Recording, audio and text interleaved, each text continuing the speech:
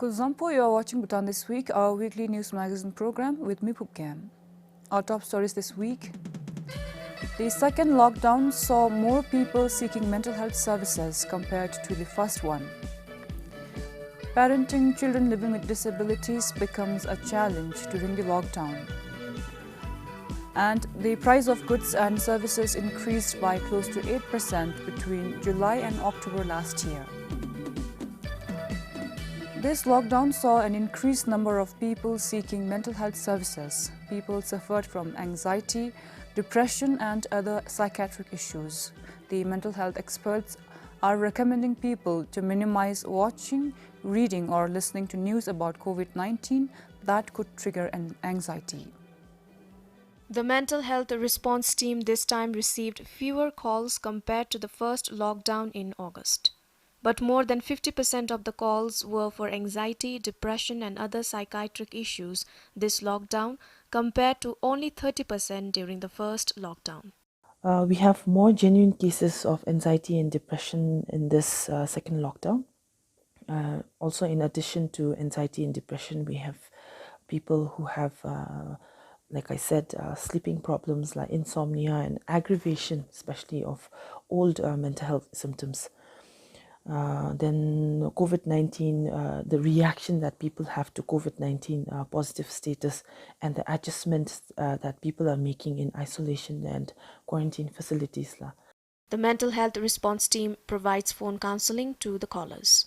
The strategy that we use is always starting with normalizing the feelings that an individual may be experiencing at this moment in this very abnormal situation, and whereby we also allow the callers not to feel ashamed of different experience like panic and anxiety. Different strategies are also tried with different individuals to stay calm, because no one strategy can work for everyone.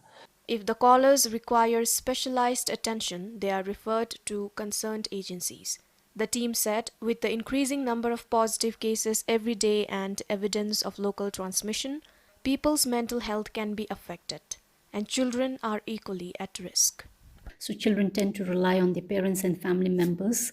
So it becomes really important for family members and parents to model a positive behavior for children. Families can help children cope during the lockdown by keeping children organized, help them make a schedule, give them time and a chance for play, rest, and learning. Secondly, it is important to keep our children safe online. If the stress levels hinder appetite, sleep, and overall daily functioning, it means that a person should seek professional help. Having breaks from social media, limiting news, being careful of what one reads, and staying connected with family and friends can help maintain good mental health. Sunampem for BBS News. Amid the COVID-19 pandemic that left people from all walks of life affected, it is the children living with disabilities who are among the hardest hit. The closure of schools and institutions, followed by measures such as lockdown in the country, has forced them to receive education and care at home. And doing so becomes only more challenging when their parents or caregivers are not professionals. Chado Rinchan's granddaughter, Jigzel Funso, needs special care. Before the pandemic, the 8-year-old visited the Ability Bhutan Society Center in Thimphu daily. At the center, she learns behavior management, communication, and other activities of daily living. Today, due to the lockdown restrictions, the responsibility to teach and take care of Jigzel has fallen on Chado and his wife. But without relevant training, it is a challenging task for the grandparents.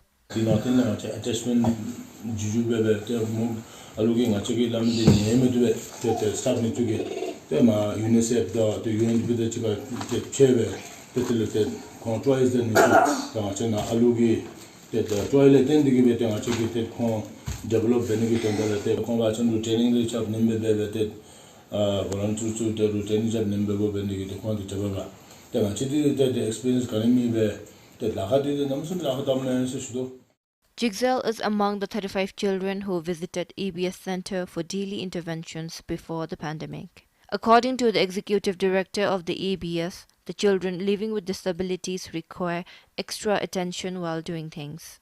They also need constant care and patience from the caregivers. He said after the center was closed, along with the schools and institutions in the country, the center staff visited the homes of the children twice a week.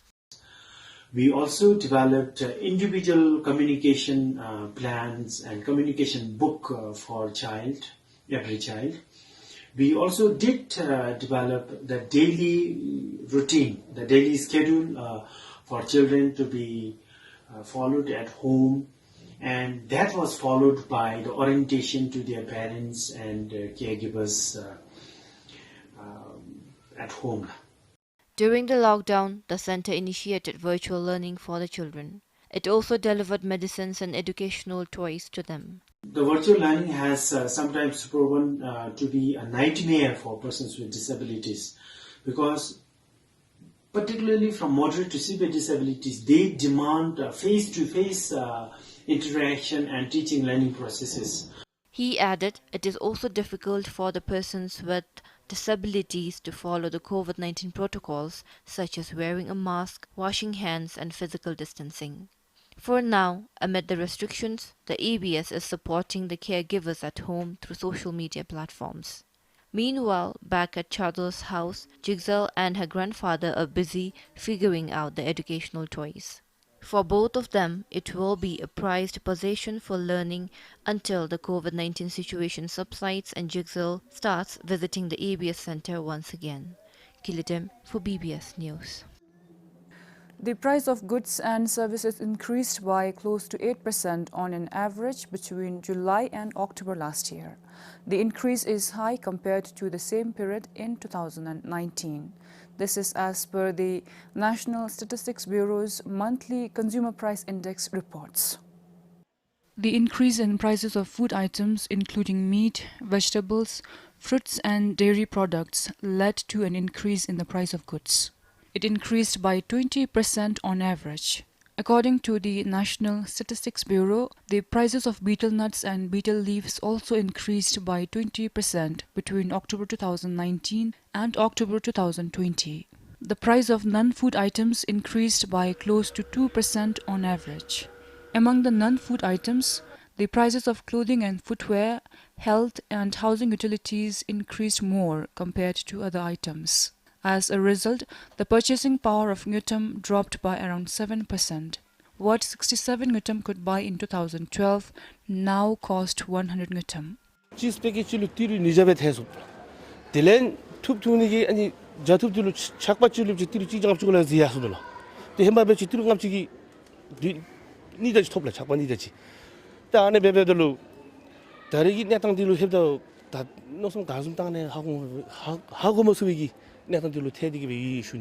당아체 미세주 산업법이 걸레 대송 뚜루 온구체지금이 대들의 예미대 박총 거지우던 춤베르 대마 뚜루 독자 딘접이 더미디 들넘바 계지 계층아 베미디 대뚜루 직도 직자 랄루 또타리 델레 안타치 예마 대 도모판에 디탑좀치메 중화 틀레데 디 체지지 The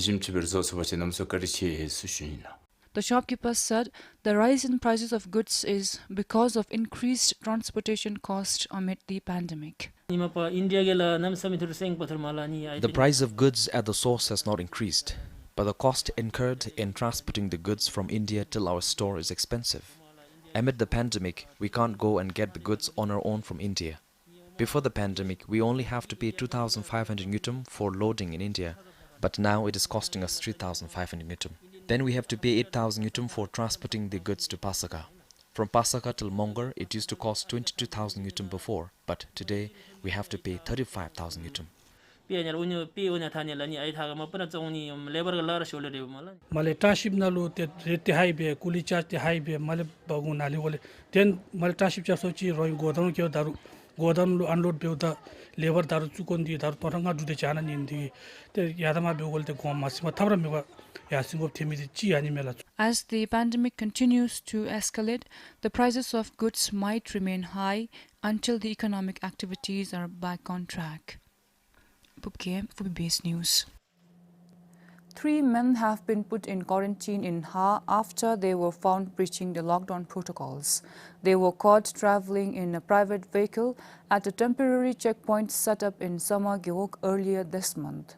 Today, although the government eased certain lockdown restrictions in the districts outside Paro and Thimphu, the movement of private vehicles is still restricted. According to sources, the suspects were on their way to Gakiling Gyeok to collect maple burlwood, which is used widely for making traditional bowls and cups.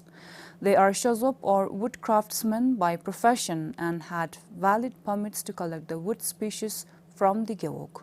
While 2 of them are from Dashyangsi, 1 is from Hunse. They came to Ha about a month ago. The Ha police will forward the case to court once the suspects complete their 21-day quarantine. The Paro police apprehended 15 people so far for breaching the protocols during this lockdown. Among them, 4 were alleged of operating their businesses illegally. The shops were not listed among the ones the district's COVID-19 task force identified to remain open during the lockdown. The police seized the business license of all 4 shops and detained the customers as well. Meanwhile, the others were reportedly gambling or had entered into another zone illicitly. As of now, except for the one who was found drunk and had resisted during the time of arrest, the others have been released after signing an undertaking. They will be charged with criminal nuisance and breach of public order and tranquility as per the penal code. The prison term for the offence will be between 3 and 5 years. The Mongar police recently registered 2 cases related to the breach of lockdown protocols in the district. There were 24 individuals involved. They were found playing archery and kuro. According to the district's COVID-19 task force, 3 groups of men allegedly played archery in Ngotsang Gyeok on Yinlo when the nationwide lockdown was still in effect. The Gyeok's task force identified the villagers following an order from the district's COVID-19 task force. The team had received an anonymous complaint about the incident. The men, 16 of them, admitted to breaching the lockdown protocols. The Ngotsang Gup Dojileki said that the Gyeok administration had already informed its people of the lockdown protocols. Similarly, 8 women in Tridangbi of Saling Gyeok allegedly defied the lockdown restrictions. They played kuru on Yinlo. However, as per their written statement submitted to the Gyeok's COVID-19 task force, the women refuted the allegation. The police will investigate the cases soon. For Sonam Sring in Mongar, Sringdandu, PBS News. The trials for more than 50% of the total cases of lockdown protocol breach reported during the first nationwide lockdown in August have been completed so far. According to the Office of the Attorney General, most of the defaulters are serving non-compoundable or non-negotiable prison terms. During the lockdown in August last year, 139 cases involving more than 200 people were reported. Except for 4 cases that are under review, the Office of the Attorney General completed prosecuting almost all the cases related to the protocol breach from the first lockdown. The Attorney General Lungten Dubjur said, as of today, 57 cases are in courts across the country. The second nationwide lockdown delayed its trials. Similarly, during the second lockdown, which is now relaxed in most districts, the Royal Bhutan Police recorded 45 cases of lockdown protocol breach. Thimphu reported the majority of the cases. According to the Attorney General, the OAG will prosecute the defaulters as soon as possible. Today, a person found defying the lockdown restrictions are charged under sections 410 and 448 of the Penal Code. As per section 410, a person shall be guilty of the offence of criminal nuisance if the defendant knowingly or recklessly creates or maintains a condition including spreading of dangerous disease that injures or endangers the safety or health of the public. Section 448 of the Penal Code states that a person shall be guilty of the offence of breach of public order and tranquility if the defendant purposely fails to abide by the orders of the government issued in the interest of public safety, public order and tranquility. The offence will be a 4th-degree felony with a prison term ranging from 3 to 5 years. This is Sringdandu, BBS News. For some 2 weeks now, the toll-free number 1010 is under public scrutiny. People took to social media platforms to express their frustrations over delayed response and service delivery. On the other hand, the public service call center is confronted with their fair share of problems. Our reporter Sonam Pem spent some time at the center in Thimphu and shares her observations. 1130-600-1. It is a noisy environment. Every other second a phone rings. On the other end is a host of queries and often complaints. Thank you. Renamed Public Service Call Center, the help desk at the NRDCL head office was set up during the first lockdown in August last year. It attends to people's calls related to the problems they face due to the lockdown. Today, the most common query is from the stranded people across the country due to the lockdown in Thimphu. There are some 8,000 of them. cases standard cases में lalu da pinche ki chimna limie du lalu charu ki chimna de lalu duru so cases la shudu bola within tempo zong ki na de ngachi father ipas baby ngachi couple bit the other like iskina be ochin them some na khadu. We understand that everybody is frustrated at this moment, but we are trying hard. There might be some issues with few cases. Still then we are following up on it. It might be a bit delayed, but we are still working on it. Ensuring that every caller's questions are answered is the top priority for the volunteers working at the center. But when the number of callers translates to thousands, the task is daunting. At the same time, unlike the first lockdown, this time the situation is different. With the evidence of community transmission of the coronavirus in Thimphu, there are more stringent rules. As soon as they get the call, they get registered, and then the case comes to the desk here. So we call it the management team. It's actually the team that does all the assessment and see if the cases really need to be approved, approved. And that depends on the criteria we have. The criteria right now we have is that we prioritize on the death and illness cases, and then we have a lot of processes here. If approved, the case is forwarded to the Health Ministry for further verifications. Then we need to send it to Ministry of Health for clearances in terms of trying to see if a person is a primary contact or if he or she is from the red zone areas. And then after that it goes to, we issue the e-permit, and then we do a lot of validation in terms of trying to see whether they are really in need of movement. And then finally, if the cases are approved, if everything is done, after we get the results from RCDC, which takes at least 12 hours right now. He added, given the circumstances, everyone's case is an emergency. But comparatively, the risk of outbound travelers carrying the virus to the unaffected districts is higher. We sort of curtail the transmission of the disease within the society, community. Then we have a lot of stringent rules in place. And then that's why I think that's why we need to be very cautious, and that's why it takes a lot of time in terms of delivering services. I think that needs to be kept in mind, because we cannot cater to all the cases registered. If we do that, then we are sort of not adhering to whatever the lockdown or the protocol rules there in place, and then we are risking ourselves of increasing this community transmission. For now, the protocols are here to stay. As per the health experts, amid the inconveniences to many, it is an effective practice to contain a full-blown community transmission. So perhaps during such an unprecedented time, it calls for an unparalleled show of patience too. Sonam Pem for BBS News. The shortage of poultry feed and birds dying in Serang made headlines in the media during the first lockdown in August. But today it's a different story. The feed is readily available in Serang, the country's second highest egg-producing district.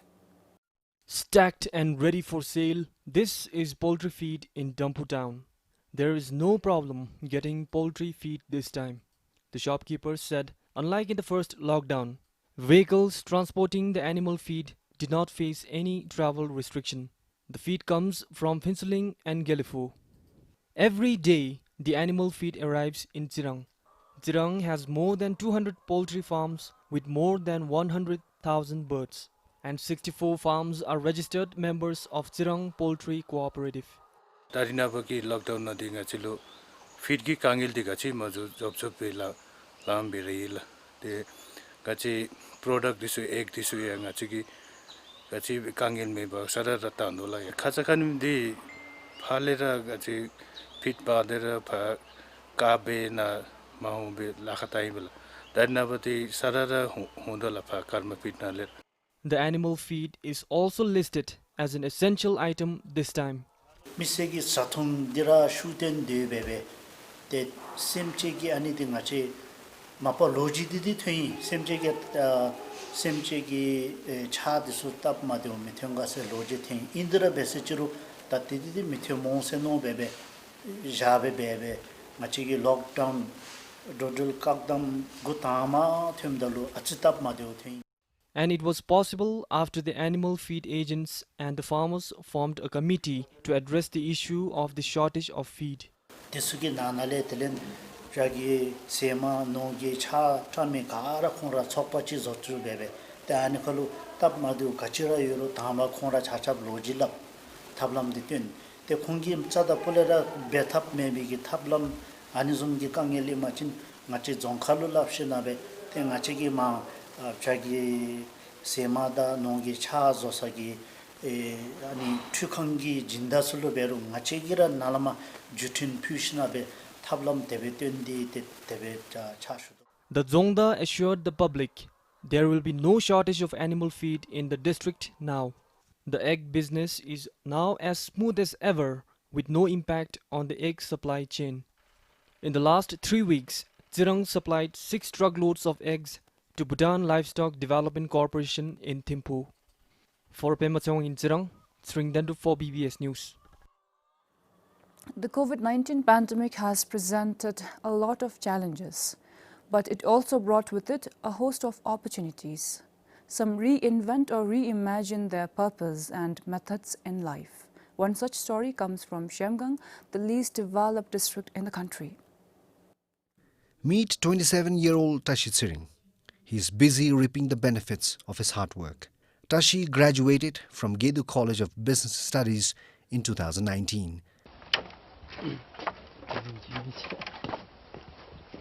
After failing to get a job in Thimphu, he headed to his village when the pandemic was at its peak in the country. Now 7 months in the village, he does not regret his decision. And it is obvious. Tashi is now the only educated farmer in his village. He said, with the country heavily dependent on imports, the future of organic vegetables is bright. And his school-going brother seems to know this. After 5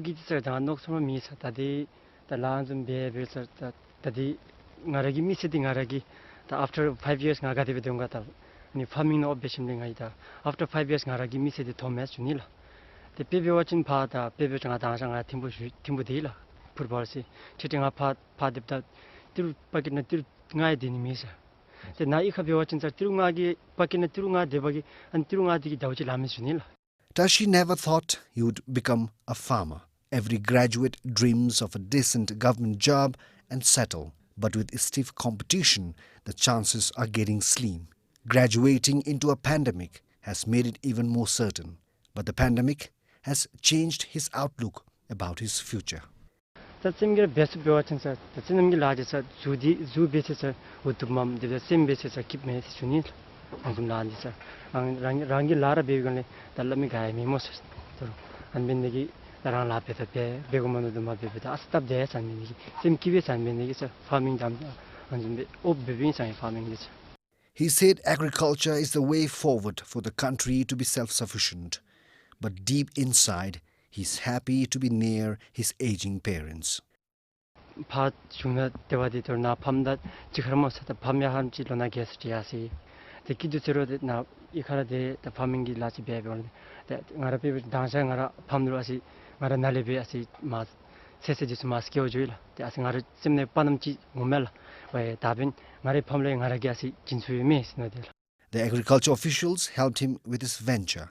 He expects to earn about 60,000 ngutum from his 1-acre land this season. His college's motto is business with values, and you need not go far to prove it. For Pema Sandrupin Shemgang, this is Tanden Finso for BBS News. That's all we have for you for this week. Thank you for watching.